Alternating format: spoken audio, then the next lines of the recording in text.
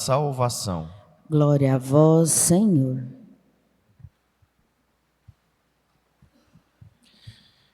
Queridos irmãos, o Evangelho de hoje, Evangelho de Mateus, Jesus nos ensina a orar.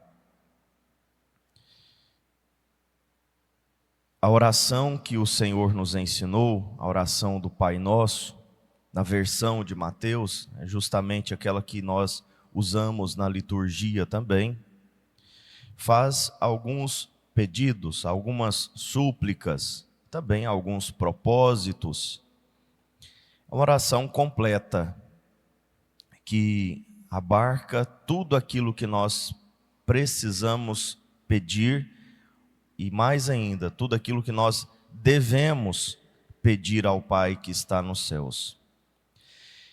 E a primeira coisa é que Jesus aqui nesta oração inaugura um novo tipo de relação com Deus.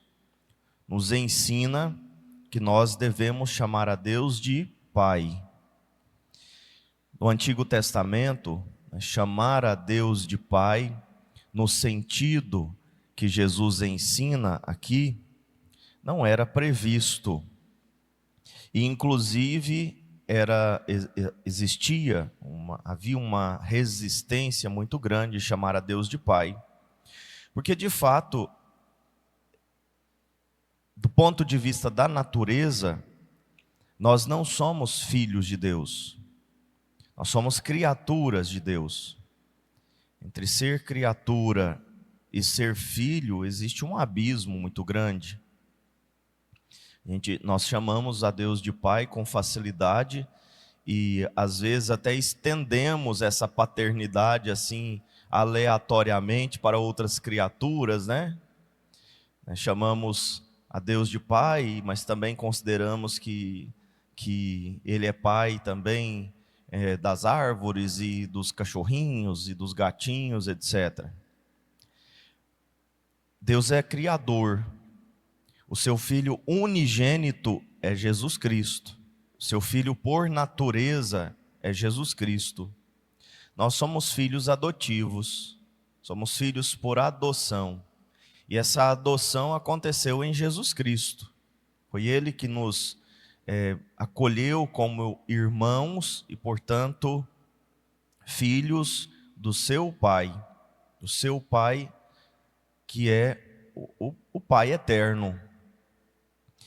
Então, por natureza, nós somos filhos dos nossos pais. Eu sou filho do Vilmar e da Ana Lúcia, por natureza.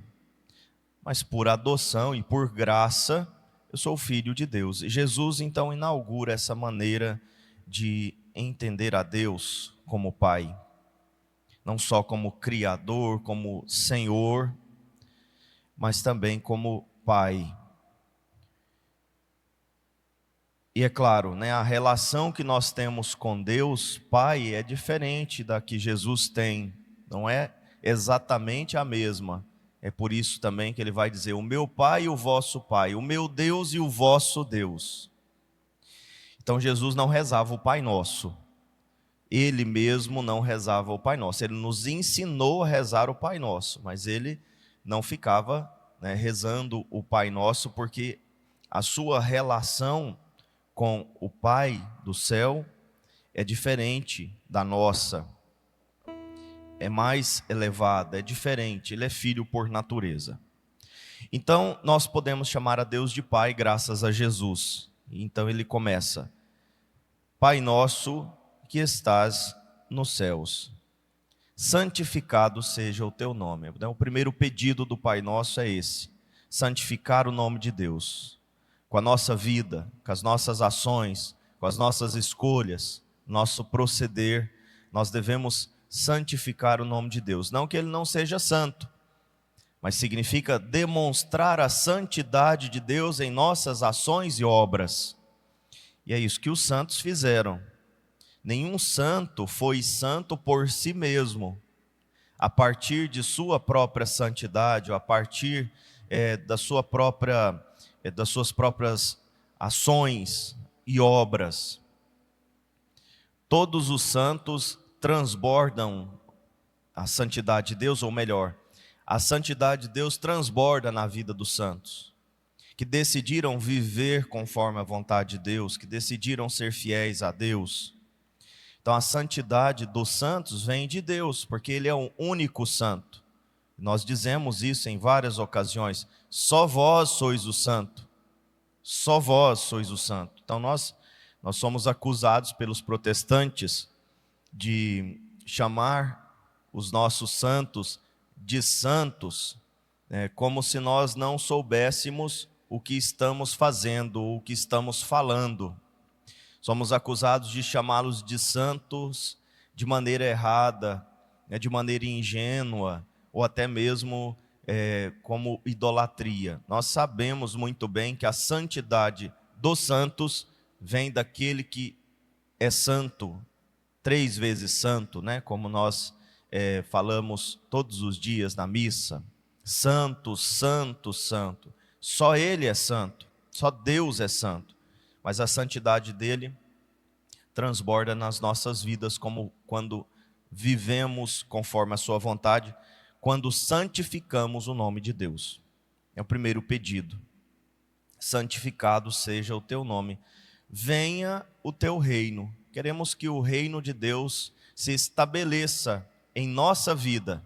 Embora não possa se estabelecer neste mundo, Jesus lá para Pôncio Pilatos vai dizer: se o meu reino fosse desse mundo, os meus soldados estariam aqui para me defender. Então nós não nos iludimos achando que o reino de Deus pode se estabelecer neste mundo. Não pode. Mas ele pode se antecipar em nossa vida e, portanto, neste mundo, enquanto estamos no mundo. Então, o reino de Deus, que é para onde nós queremos ir, o lugar que nós queremos viver e habitar, a nossa pátria definitiva, pode vir a nós, nas nossas almas, no nosso proceder também, na nossa família, na nossa comunidade, à medida em que nós deixamos esse reino aparecer nas ações de justiça, de caridade, nas ações boas que nós fazemos e podemos fazer. Venha o teu reino, seja feita a tua vontade. Aqui está um ponto crucial da oração: fazer a vontade de Deus e não a nossa. Nós falamos, seja feita a tua vontade, mas quando não é feita a nossa, o mundo cai. Ficamos revoltados com Deus, brigamos com Ele, nos afastamos da igreja, deixamos de ir à missa, mudamos de religião. Bom, aí toda a história vocês já conhecem, né? Vocês ou já viram, ou já ouviram, ou já viveram, né, essa experiência de serem frustrados na vontade, enquanto rezam todos os dias, seja feita a tua vontade, ou enquanto rezamos todos os dias, seja feita a tua vontade, quando não acontece a nossa, quando não coincide com a nossa, ficamos bravos. E até dizemos assim: se for da vontade de Deus, e há de ser. Se Deus quiser, e Ele há de querer. Temos esse vocabulário estranho, né? Que não coincide com isso aqui que nós acabamos de ouvir, que Jesus nos ensinou. Se for da vontade de Deus, se Deus quiser, e Ele há de querer. Ou seja, ai dele se não quiser, né? Ai dele. Porque quem ele pensa que ele é para não querer o que eu quero? Quem ele pensa que ele é para não fazer o que eu quero? Quem ele pensa que ele é para não me atender? Nós fazemos algo assim parecido, né? Mas a vontade de Deus precisa prevalecer sobre a nossa, porque a vontade dele é boa, sempre boa. É uma vontade reta, boa, santa. É o melhor para nós, sempre o melhor para nós. Assim na terra como nos céus. Claro, no céu a vontade de Deus é feita. Todos que estão lá se submetem a essa vontade eternamente, mas queremos que aqui na terra seja assim também. E aí também vem um outro pedido, um pedido assim, ousado, que requer de nós uma contrapartida muito grande. Perdoa as nossas ofensas, assim como nós perdoamos a quem nos tem ofendido.